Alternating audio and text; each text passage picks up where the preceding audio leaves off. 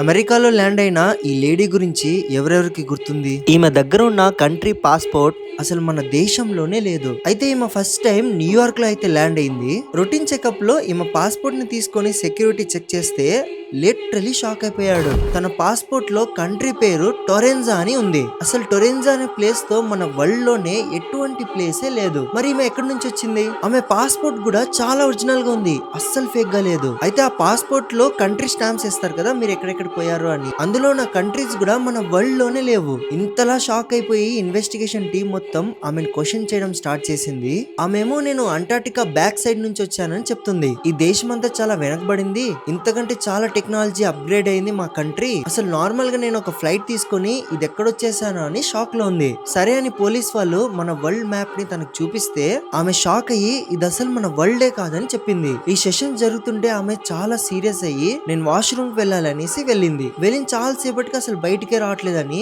Police వాళ్ళు check చేస్తే అక్కడ అసలు ఆమె లేదు, మాయమైపోయింది.